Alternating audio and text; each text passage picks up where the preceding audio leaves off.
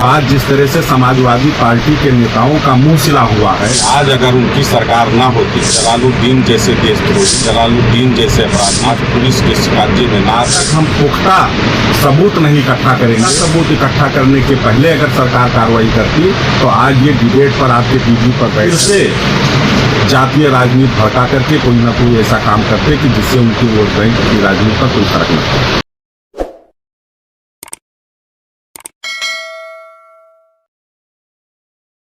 के यशस्वी मुख्यमंत्री परम पूज्य योगी आदित्यनाथ जी को हम बधाई देना चाहते हैं, धन्यवाद देना चाहते हैं कि आज अगर उनकी सरकार ना होती तो जलालुद्दीन जैसे देशद्रोही, जलालुद्दीन जैसे अपराधी आज पुलिस के शिकंजे में ना आते, और जब तक वो पुलिस के शिकंजे में ना आते तब तक उनके द्वारा की जा रही उन तमाम प्रकार के देशद्रोही आपराधिक कृत्य को आज सामने हम सब लाने में अक्षम होते। आज जिस तरह से हमारे बलरामपुर के लोगों का कहीं ना कहीं हर व्यक्ति के ज़बान पर यह बात आ रही है कि हमारे ही इसी धरती पर इस तरह से कार्य हो रहा था, और आज जिस तरह से एटीएस और एसटीएफ की कार्रवाई हुई है, जिस तरह से ईडी के छापे पड़ रहे हैं, और जिस तरह से उन्होंने हमारी बहन और बेटी का एक जो उन्होंने रेट फिक्स कर रखा था, आज हमारा सर शर्म से झुका हुआ। लेकिन उत्तर प्रदेश के यशस्वी मुख्यमंत्री परम पूज्य योगी आदित्यनाथ जी का जो संकल्प था, जो जीरो टॉलरेंस की हमारी नीति थी कि अपराधी कितना भी बड़ा होगा वो बख्शा नहीं जाएगा, ये आज योगी जी ने करके दिखाया। आज मैं समाजवादी पार्टी के नेताओं से पूछना चाहता हूँ, खास करके समाजवादी पार्टी के मुखिया अखिलेश यादव से पूछना चाहता हूँ कि अभी तक उनका और उनकी पार्टी के किसी नेता का कोई बयान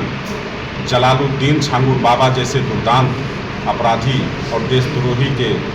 विषय में कोई उनका बयान अभी तक नहीं आया। इसलिए आज हम ये कह सकते हैं कि समाजवादी पार्टी के द्वारा पोषित जलालुद्दीन और छांगुर आज योगी जी की सरकार के शिकंजे में फंसा है। निश्चित तौर पर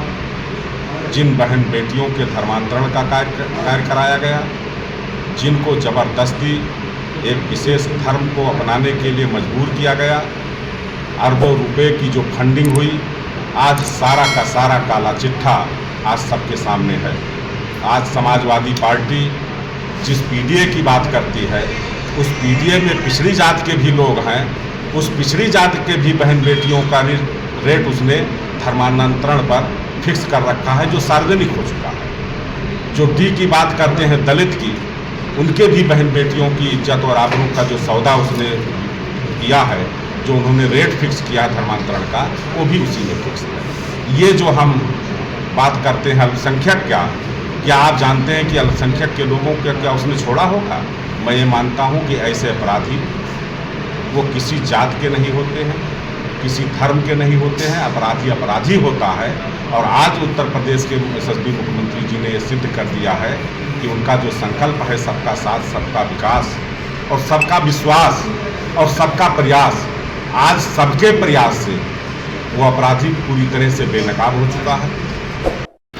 देखिए, जिला प्रशासन की कार्रवाई और पुलिस प्रशासन की जो कार्रवाई है, यह कार्रवाई देर से ज़रूर हुई है, लेकिन जब तक हम पुख्ता सबूत नहीं इकट्ठा करेंगे तो आज जिस तरह से समाजवादी पार्टी के नेताओं का मुंह सिला हुआ है, अगर पुख्ता सबूत इकट्ठा करने के पहले अगर सरकार कार्रवाई करती तो आज ये डिबेट पर आपके टीवी पर बैठ करके फिर से जातीय राजनीति भड़का करके कोई ना कोई ऐसा काम करते कि जिससे उनकी वोट बैंक की राजनीति पर कोई फर्क न पड़े। जिस तरह से इटावा में एक यादव समाज और एक ब्राह्मण समाज में पूजा पाठ के झगड़े को लेकर के कोई इतनी बड़ी बात नहीं थी, समाजवादी पार्टी ने पूरे देश में एक जातीय हिंसा पैदा करने का काम किया। तो सवाल ये है कि सनातन धर्म के मानने वाले लोगों में अगर उनके बीच में कोई बात होती तो आज समाजवादी पार्टी चुप नहीं बैठती। लेकिन आज